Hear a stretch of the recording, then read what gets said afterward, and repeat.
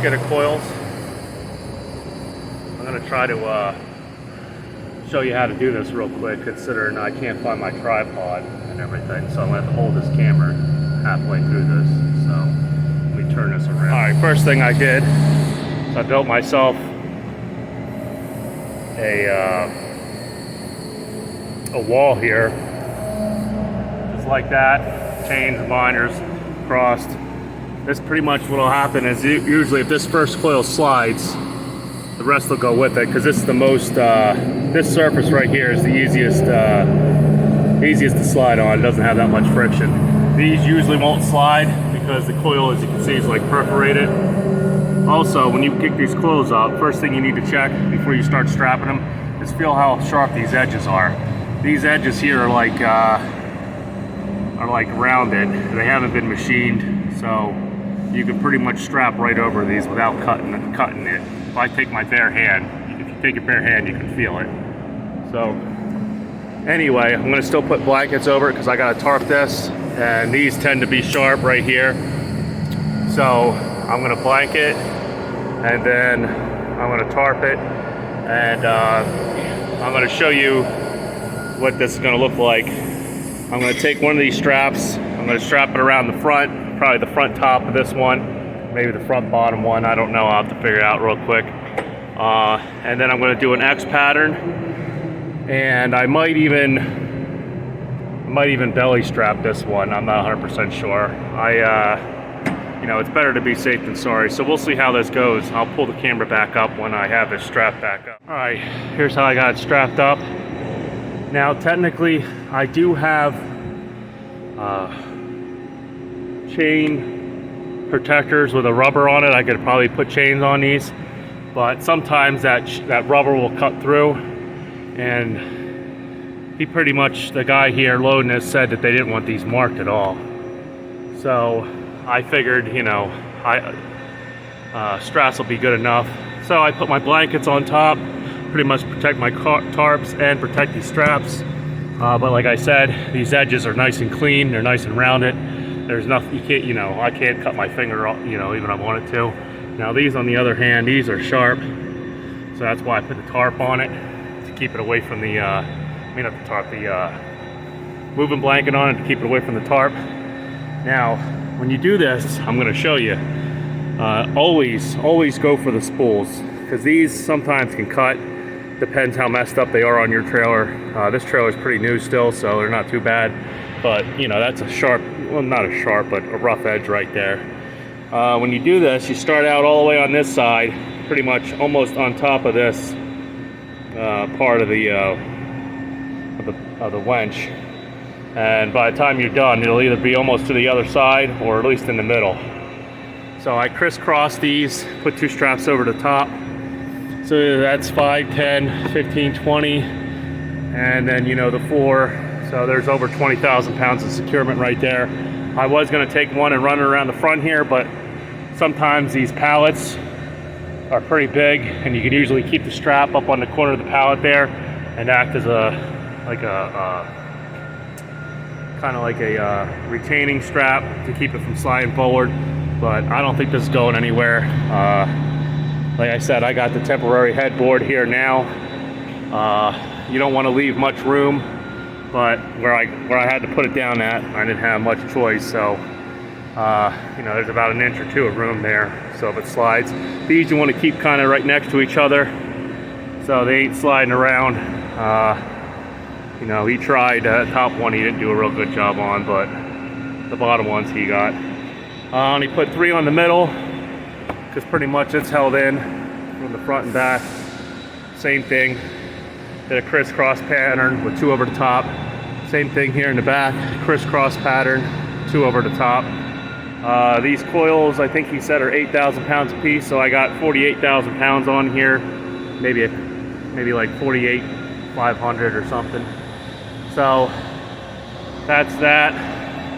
Gotta go around. See, these my other spools are on the other side. So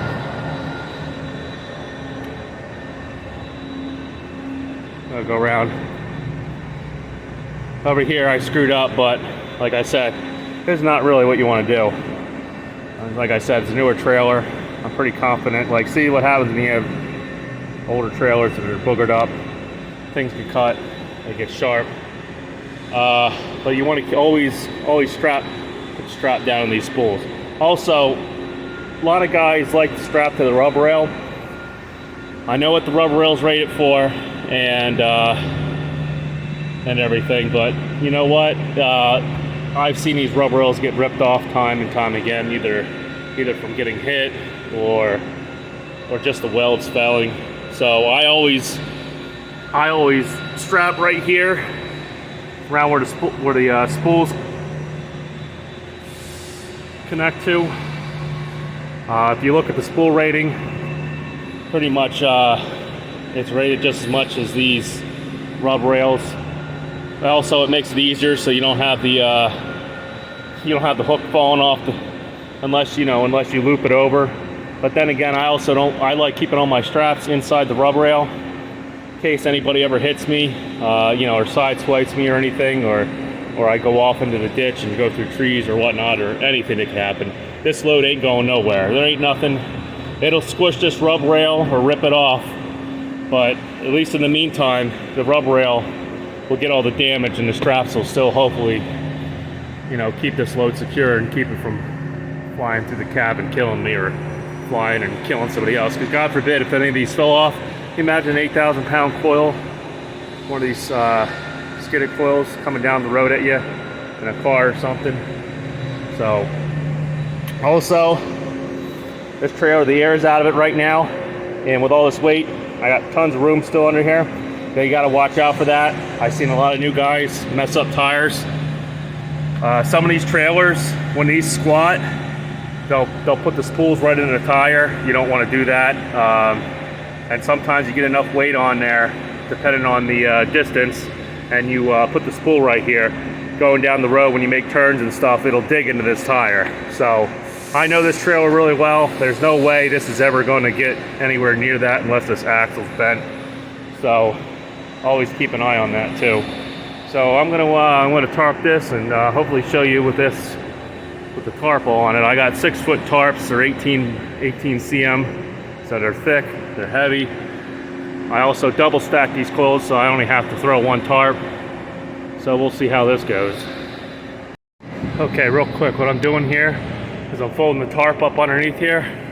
The straps keep the tarp up off the coils, so if there is any damp or moisture, which you can see, even though these have been wrapped up for a while and it hasn't really rained, they still got some moisture on it. But between the blankets and everything, there's no way those clothes are getting any water on them. And also, when you take this, you wrap it all the way up, and you make sure you check between the sides and make sure you're even, because this is what you pull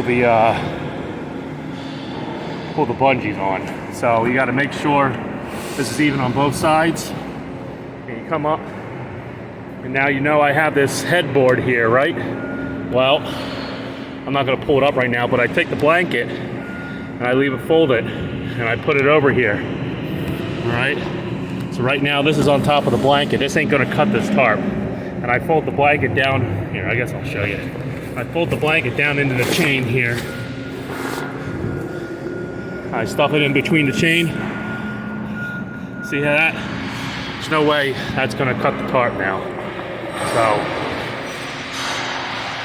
all right, hopefully here in a little bit, I'll pop this video back up and I'll show you the finished product. All right, here's the finished product. It's kind of aerodynamic, pretty much full. This is a lumber tarp. This is an 18 mil lumber tarp.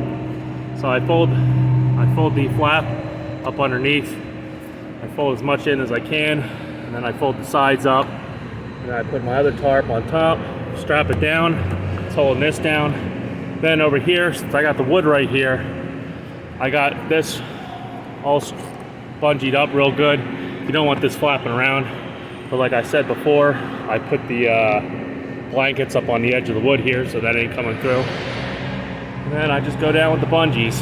Now here's what I do with the bungees. When I have to fold the tarp up a lot like this, I'll take the bungees, I'll run them underneath the spool.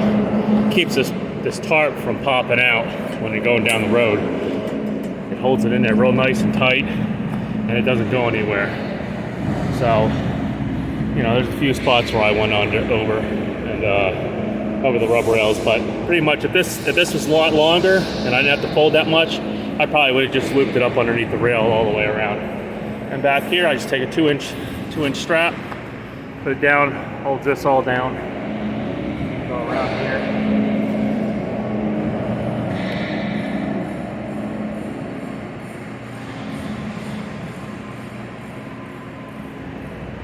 Same thing. Underneath the spools, up over the wood, down, and around. So there's that for now. I'm gonna get my paperwork and get out of here. I've probably been here about, I don't know, maybe 2 hours now between waiting around for a little bit and then strapping and tarping and everything. So I'll catch you guys later. That's Securement 101 of some skidded coils. So remember I said these edges aren't sharp, and they aren't. At least, you know, even with a bare finger on it. Well, that's underneath the straps there. So that's why I still put a blanket on top for the tarp and for the straps. Now if you have good straps, like these are tarp. Let's see, these ones I bought. These are tarp hulls. They're kind of like, I guess the Kennedy, I don't know, Kennedy straps. They're tough. They're not like these are cheap straps. They're really soft. These got more of a hard feel to them. They don't rub through as easy. So, yep, just figured I'd update on how the securement went and why I do what I gotta do, even though it takes more time. So if you wanted to, you could use edge protectors, but it's a round coil, so you know, they're plastic, you'll probably snap them, or they just ain't gonna hold that well. So that's why I took the extra step and put the blankets on top. So